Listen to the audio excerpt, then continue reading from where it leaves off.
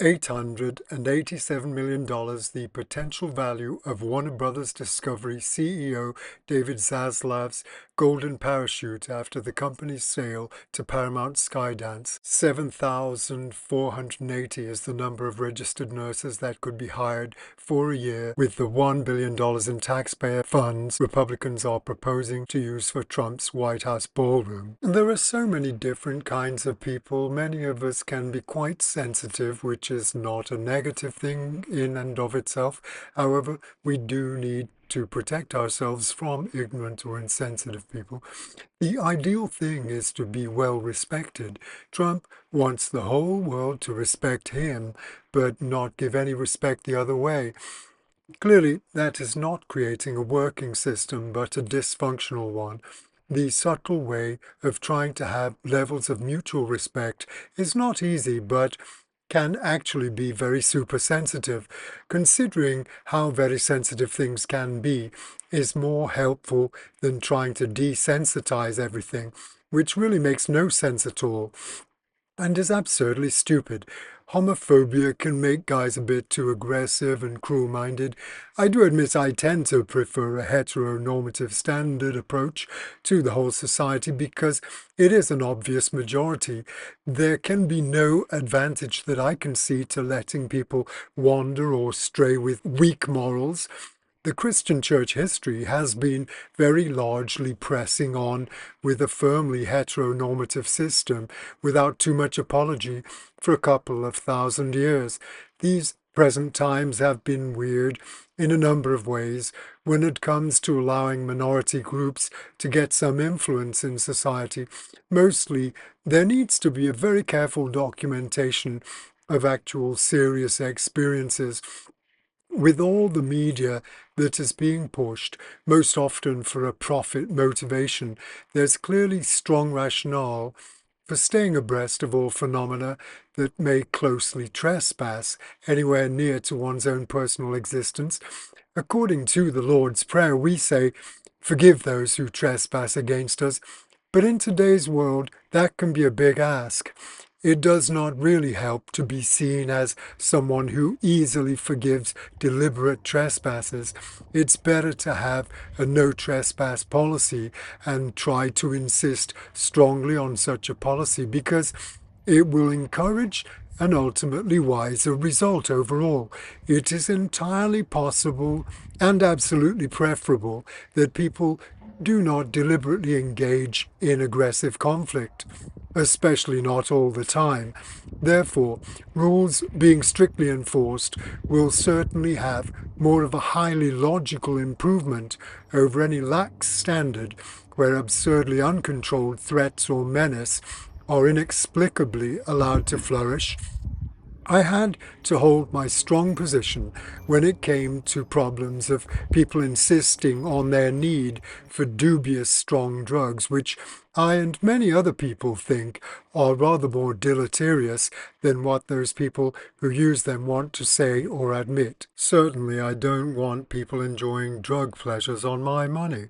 Sly ways of trying to elicit sympathy must be instantly suspected of being derived from inferior mental intentions. We have to insist that people do not lie to us. We do not accept contracts trying to cheat us. It is not a good faith game, making promise of larger returns on money lent out when the money actually does not really get returned on the time promised in advance. I don't believe in lending money. Some people are notoriously unreliable candidates for credit loans. Invoking pity is not a dignified way to relate to the world. The rule of not throwing good money away after bad is more absolutely relevant when it becomes necessary to cut a flow of money that should not be entrusted to an unreliable source that has not returned faithfully on time. It reminds me of the subprime mortgages which caused the banking crisis of 2008. I clearly have the power to place a strict absolute limit to prevent my money from getting pulled away from me by a sly sympathy trickster who makes glowing promises but ultimately not honoring my concern for prompt return according to the agreed time appointed. I will not be open to trusting something like that which is so intrinsically unacceptable and unworthy of my precious time. Biochemistry of human society has many specific records, and if we look at documented effects of certain specific drugs, we can see that the well-recorded epidemic of drug abuse flies along under such a weak umbrella of easy indulgence with insufficient condemnation and strong disapprobation. The failure to return money at the time absolutely promised alerts me to a need to reject the attempt to intrude, moving in too close, trying to find a weakness that I am strongly rejecting.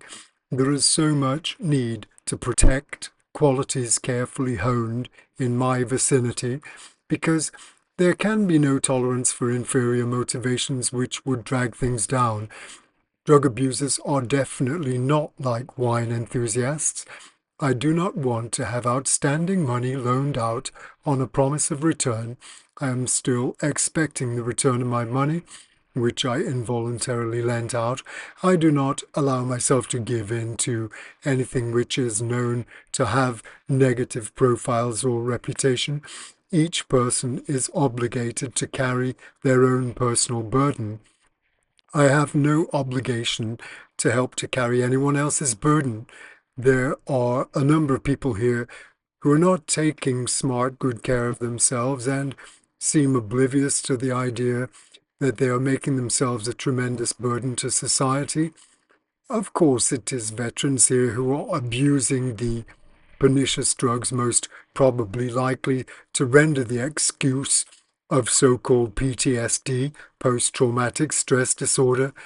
Disorder is quite disruptive, but not in a good way. There was an incident yesterday evening where a surprising number, nearly a dozen of mostly younger police officers, were called to attend to one disorderly older veteran. Accordingly to intelligent theory, a mature person should be expected to know better and espouse wiser ways, not be causing consternation and such like need for a battalion of officers. The old guy had fallen on his face and was entirely bloody about his whole head, but the officers eventually had to taser him just to get him into the ambulance. A delinquent debtor is not a hero or a star, but merely just a problem. Norton is always wanting to pull more money all the time. They can say, our scan has found your personal information exposed on the dark web, but I don't even go onto the dark web. Anyway, so I feel sure that they must be bullshitting just to drum up more paranoia money for their company. They say there is financial risk of credit or loan fraud in your name, and recovering from identity theft can be stressful and costly. They want to get paid more to monitor for credit activity or accounts opened in your name, saying they will help offset losses from identity theft with reimbursement coverage. If your information is used in suspicious activity, they will help you stay informed and manage identity and financial risks. However, my bank would inform me of any suspicious activity as I have a very high credit score since I always pay my debts on time every month in full, and also I consistently check and monitor my own banking activity to be sure there are no irregularities. Extortion attempts are not a good look for a business model. They do not build a great reputation. Low-down criminal motivations can be used to intimidate people and make them fear consequences, but the consequences should be turned the other way around so that criminals would have to fear being prosecuted for those sorts of financial crimes. Trump actually is accused of many financial crimes while occupying the head office of President of the United States. He has monetized his so-called presidency like no other before him in ways that are definitely not respectful of the high office that he is supposed to be representing. LifeLock Advantage is not really what I want. They always say they are monitoring activity on your account, but really they are getting all the information that crooks want to steal. so they can become the crooks themselves. Identity and social security number alerts are stupid because you would be giving them your information that you don't want to be exposed, just so you could get any of those suspicious buy now, pay later alerts should they happen to come up unbidden. My present privacy risk is low. An old phone number that I have not been connected with for a good number of years now, that's definitely not going to connect to me presently. The least populated state in the United States of America is Wyoming, which as of 2019 had a population of 580,000 people. On the other side of that is California, which is the most populated state as of 2019 with a population of nearly 40 million. Wyoming officially joined the United States on July 10th, 1890. It was the 44th state to join the United States of America. While it may have the smallest population, it is actually the 10th largest state in America by area. The U.S. Gold Bureau says gold prices just slipped again as Treasury yields are rising and renewed fears of higher interest rates pressured the metals market. Oil is above $110, bond yields are screaming higher, and traders are betting the Fed may have to hike rates later this year. So naturally gold demand drops, at least temporarily, but here's the part you shouldn't ignore. The actual reasons people buy gold haven't gone away, they've intensified. The US and Iran are still locked in a dangerous standoff. Inflation pressures are climbing again, and now even the bond market is starting to revolt. The 30-year Treasury yield just hit 5.2% levels not seen in nearly 2 decades, since 2007 to be exact. That matters. That's not a sign of stability, because when yields rise this aggressively, something usually starts to break. Consumers, housing, overvalued tech stocks, or eventually confidence in the system itself.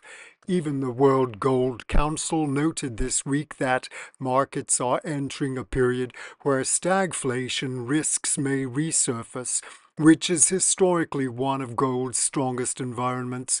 Meanwhile, central banks continue buying gold as they diversify away from paper reserves and geopolitical risk.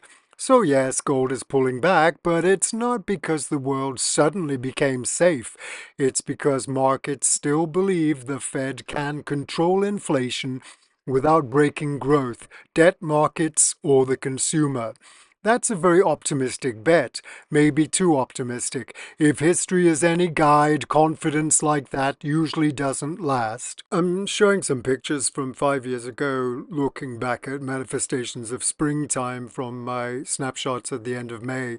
So mostly great looking photos, but then everyone wore masks and elbow bumped for social distancing instead of shaking hands. So we had to negotiate a lot of aggravating problems back then. Politics lovers always seem to need to exploit every ounce of potential for gaining more power over everybody as much as they can, and now the so-called tech bro oligarchs are muscling in on the political action just as greedily as sharks in chummed waters. Norton is now telling me, stay protected. Summer travel comes with a few extra digital risks, unsecured public Wi-Fi, too good to be true booking deals, and a rise in phishing messages disguised as offers or booking info. When you're on the move, threats can slip through, so don't forget to pack real-time digital protection for your data and devices this summer. Next, I read from inequality.org. America's billionaires are pouring unprecedented sums into U.S. elections. Just 100 billionaire families spent a staggering $2.6 billion on politics in 2024. Accounting for 16.5% of all political contributions. That marks a nearly 160-fold increase in billionaire political spending since the Supreme Court's 2010 Citizens United decision opened the door to unlimited campaign donations. Get billionaires out of politics. Hawaii last week became the first state to pass a law directly challenging Citizens United, the Supreme Court decision that opened the door wide to big money in politics. The legislation just signed into law by the state's governor classifies corporations as artificial persons that do not have the same constitutionally protected right to make political donations that actual humans enjoy. End Citizens United, a non-profit focused on overturning that damaging Supreme Court decision, has hailed Hawaii's new law as a model for other states. Montana is fighting to get a similar measure on the ballot, signaling growing momentum for efforts to rein in billionaire political power. The corporate chief, who is getting much less joy from his Java, this week's dour deep pocket, the billionaire Howard Schultz, the 72-year-old current chairman emeritus of Starbucks, the coffee empire he ran 3 different times as CEO. What has Schultz sour the socialist rhetoric of current Seattle Mayor Katie Wilson, who he charges vilifies employers even while she continues to rely on them for revenue. Seattle and Washington State, Schultz added in a Wall Street Journal op-ed last week, appear to be operating on the theory that prosperity can be mandated through redistribution rather than generated through growth. What in particular has America's coffee king seeing socialism at every corner? Lawmakers in Washington, a state that had gone generations without taxing income, last year enacted a millionaire's tax, a 9.9% levy on income over $1 million. That will go into effect in 2028. The last word, Schultz and his wife Sherry moved from Seattle to Miami this past March to begin our next adventure together. Their adventuring will start in a $44 million beachfront penthouse. Now some must-read news articles. Josh Bivens, Taking Affordability Seriously, Economic Policy Institute. The big reason America's most typical families are facing an affordability crunch, stagnant incomes, rising inequality is suppressing what workers earn. Caleb A. Karma, Billionaires Finally Have a Voice, Oligarch Watch. Over the last 14 months, Jeff Bezos, the centibillionaire owner of the Washington Post, has remade the historic newspaper's editorial board into a guard dog for the ultra-rich. Brian Merchant, AI, as the new avatar of American capitalism, blood in the machine. Back in 2022, at AI's dawn, AI execs promised their tech would solve climate change. Data center energy demands have instead accelerated carbon emissions as AI has sped up a massive transfer of wealth to our richest. Peter Larman, Unearned Income and America's Downfall, LA Progressive, from tax policy and weakened labor power to privatized education, economic inequality, and ecological collapse, America's worship of investment wealth is accelerating democratic decay. Nick Robbins Early, What We Learned from the Cringy Courtroom Drama Between Elon Musk and Sam Altman, The Guardian. Genius doesn't create billionaire fortunes, greed does. A glimpse into the strange reality that the world's tech elite inhabit. Ricardo Gomez Carrera, 56,000 people own 3 times more wealth than half of humanity. London School of Economics. An average person in the world's poorest half might gain enough new wealth in a year to afford a second-hand fridge. The world's 50 richest annually add into their personal fortunes enough new wealth to equal the entire GDP of a low-income nation. Refining revenue estimates for taxing carried interest, Yale University Budget Lab, ending the infamous carried interest loophole, the federal tax break that enriches private equity kingpins, could raise $100 billion over the next 10 years, with substantially higher revenues after that. Robert Frank, the wealthy keep buying Manhattan real estate despite potential pied-à-terre tax. CNBC.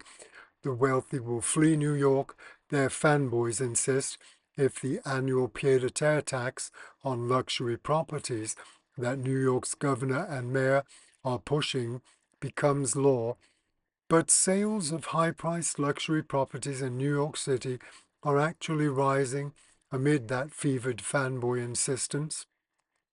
Harsh Manda, the lethal policy choice of inequality, how India's super-rich rule over democracy.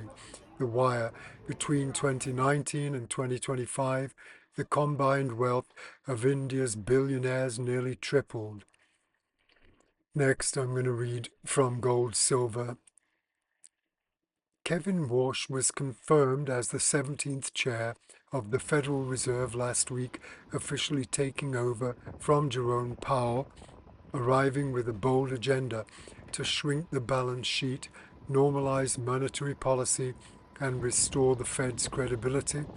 On paper, it sounds like exactly what the country needs, but the US debt situation, a global energy crisis driven by the Iran war, and bond markets already in revolt may have taken those options off the table before he even sat down. In the latest video, Alan breaks down why Warsh's plan faces serious headwinds from day one, not because of bad intentions, but because the math doesn't cooperate. Warsh laid out his vision in a Hoover Institute interview in mid-2025. His logic goes like this: shrink the Fed's balance sheet, pull currency out of circulation, reduce inflation, and open the door to lower interest rates. Simple enough, right? The problem is what happens on the other side of that equation. When the Fed shrinks its balance sheet, it effectively releases treasuries back into the open market. More supply means lower bond prices. Lower bond prices push yields higher, and higher yields mean the government pays more to service its debt every time those bonds roll over. That additional cost creates even more debt, which drives even more inflation, which is the exact opposite of what Warsh says he wants to achieve. This is what economists call fiscal dominance. When a country's debt burden is so large that fiscal reality dictates monetary policy, not the other way around. Decades ago, the Fed could set monetary policy first and let the Treasury adjust. That luxury no longer exists. Alan Hibbert from Mike Maloney's Gold Silver calls Warsh's overall plan a non-starter, and the numbers support that view. Can the Fed actually shrink its balance sheet? History says no. This isn't the first time the Fed has attempted to reduce its balance sheet. The track record is not encouraging. Before the 2008 financial crisis, the balance sheet sat below $1 trillion. Then came multiple rounds of quantitative easing. The balance sheet ballooned past $4 trillion, and when the Fed finally tried to bring it back down through quantitative tightening, it barely made a dent. A small reduction stretched over years. Then the repo market crisis hit in late 2019, then COVID-19. Each time, the balance sheet expanded again, far beyond previous highs. It peaked near $9 trillion in early 2022. As of May 13, 2026, the Fed's total assets stand at approximately $6.7 trillion. That's still roughly 7 times higher than pre-2008 levels, and even the recent reduction effort has stalled.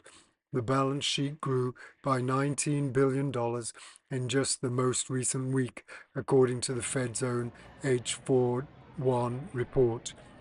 The pattern is hard to ignore. The Fed talks about shrinking, but when economic stress arrives, it expands every single time.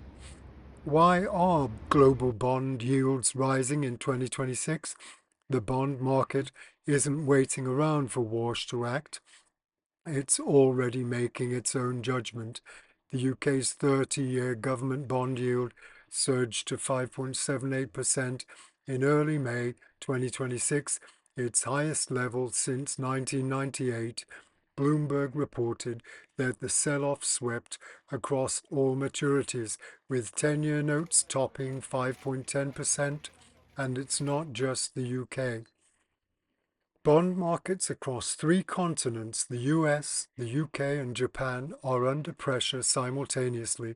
In the US, the 30-year Treasury yield topped 5.19% in May 19th, the highest since before the 2008 financial crisis.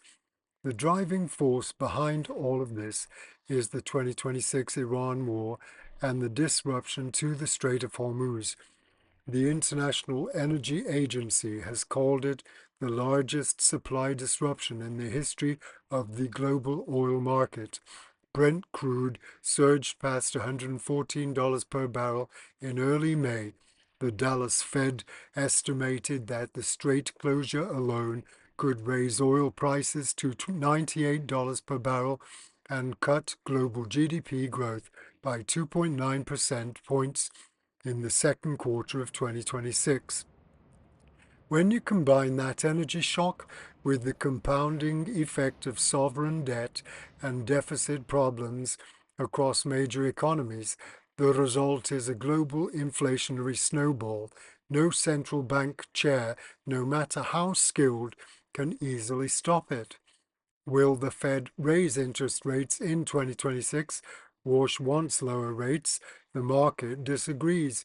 According to the CME FedWatch tool, as of early May 2026, there is roughly a 96% probability that the Fed will hold rates steady at the June 16-17 FOMC meeting, Walsh's first as chair. The probability of a rate cut has dropped to near zero. Just months earlier, in February, the odds of a June rate cut sat close to 48%. That shift is dramatic, but the real story is what comes after June. Markets are now pricing in the possibility that the next move in rates is actually up, not down. The current federal funds rate sits at 3.50 to 3.75%. By late 2026 and into early 2027, Fed futures suggest rates could move higher, not lower. So while Walsh entered office wanting lower inflation and lower rates, the market is positioning for the opposite: higher inflation, higher rates, and a Fed with far less room to maneuver than it had even a year ago. Why does the Fed want to change how it measures inflation? This might be the most revealing part of the story. At his April 21st, 2026 confirmation hearing, Walsh told senators he wants to change how the Fed measures inflation.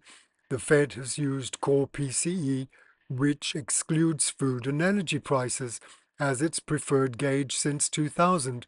Walsh favors switching to trimmed mean PCE, a measure published by the Dallas Fed that removes the most extreme price movements each month rather than excluding entire categories. Here's the practical difference. As of March 2026, the trimmed mean PCE reads 2.4% year over year. Core PCE sits at 3.2%. That's a gap of nearly a full percentage point. In other words, the new gauge would make inflation appear significantly closer to the Fed's 2% target without inflation actually falling. Critics at Seeking Alpha, the Mises Institute, and Employ America have all pointed out that the timing is convenient at best. Trimmed mean PCE happens to be one of the most dovish inflation indicators available right now. The Dallas Fed itself has cautioned that trimmed mean may not reflect true disinflation ahead, particularly because tariff-driven price spikes get excluded from the top of the distribution. If you can't solve the problem the hard way, just change how you measure it. Why are gold and silver a hedge against inflation in 2026? This is where it all comes together. The Fed is boxed in by fiscal dominance. Bond markets are pricing in severe inflation across 3 continents. Rate cuts are off the table and hikes may be coming instead. The proposed solution from the incoming chair is to adopt an inflation gauge that reads nearly a full point lower than the current one. When central banks lose the ability to control inflation or choose to redefine it, hard assets historically outperform. Gold and silver have served as inflation hedges for thousands of years. That thesis hasn't changed. You don't need a complicated strategy. You don't need to time the market perfectly. You just need to understand one dynamic. When governments can't stop borrowing and central banks can't stop accommodating, the currency loses purchasing power. Gold and silver hold it. That's the core argument, and the current macro environment, war-driven energy shocks, rising sovereign debt, stubborn inflation, and a Fed that may be out of options, makes it more relevant today than it has been in years. Trump immunity from IRS audit shocks experts who warn it could undermine trust in tax system by Bernard Condon and Fatima Hussein. Remember Donald Trump's response in the 2016 presidential debate when Hillary Clinton blasted him for paying virtually no federal taxes. That makes me smart, Trump said. By that logic, Trump is looking smarter than ever now. On Tuesday, the Internal Revenue Service agreed to drop all pending probes of President Donald Trump over whether he's paid his fair share of taxes to settle a lawsuit brought by the president over a leak of his tax returns. That could include, assuming it was ongoing, a long-standing audit into a technique Trump reportedly used to avoid paying taxes years ago that could have hit him with an estimated $100 million bill if the IRS found wrongdoing. Trump has repeatedly denied he did anything wrong and has blasted the IRS investigation as politically motivated without providing proof. Details of IRS audits are not public, and the merits of each side's arguments are impossible to tell, but the way the president's case against his own government's IRS was resolved is highly unusual, experts say. Trump sued the IRS, a federal agency within his administration, putting him in the unusual position of challenging an agency overseen by the executive branch he leads. A rare move, experts say, and possibly unprecedented. Then that agency decided, in another unusual move, to grant him immunity, the immunity deal.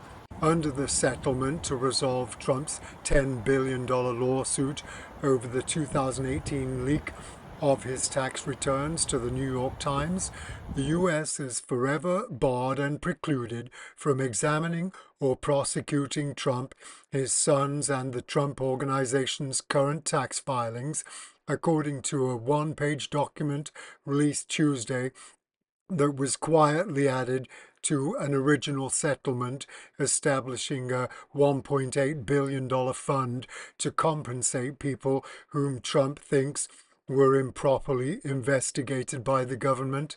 Tax experts say this grant of immunity is shocking in the breadth of protection it offers the president. and could undermine confidence in the fairness of the tax system. This is an unprecedented remedy, said former IRS Commissioner Daniel Werfel, noting that Trump should be treated like every other American. People expect the same tax rules and enforcement framework to apply to everybody. That $100 million bill, the IRS probe, revolved around whether Trump double-dipped in cutting his taxes, according to a 2024 report by the New York Times and ProPublica. Specifically, whether he used the same losses from his Chicago skyscraper to cut them twice in future filings, a big no-no. The report said Trump could owe more than $100 million, including penalties, if he were to lose the audit battle. Now the Justice Department has moved to wipe his slate clean, said tax expert Brandon DeBott, calling that an extraordinary action in the message it sends to the country. The president and his affiliates might not pay the taxes they should, said DeBott, policy director at New York University's Tax Law Center. This is giving the president and his affiliates completely different set of rules than everyday taxpayers, cutting taxes to zero. The immunity is especially useful to Trump. His company includes hundreds of separate businesses, making his tax returns complicated. He also has a reputation for aggressively cutting his taxes, which some experts find suspicious, and at least in one case deemed now illegal, after his Atlantic City casinos collapsed under heavy debt in the mid-1990s. For instance, Trump claimed about $1 billion in losses to cut his tax bill, even though lenders had forgiven hundreds of millions of dollars he owed. Trump argued the debt was never technically forgiven because he had exchanged equity in the bankrupt casino business for it, a tax maneuver Congress later barred as an abusive tax loophole. Through that technique and other tax shelters and deductions, Trump was able to pay just $750 in federal taxes in 2016 and 2017, and zero in 2020, according to a congressional investigation after his first term. How the IRS has treated other presidents. Despite hinting that he may now release his tax returns, Trump has previously refused to do so, saying he can't while undergoing an IRS audit, but there is no law barring him from doing that. In fact, presidents for decades have done so voluntarily, and all have had their returns audited as a matter of IRS policy.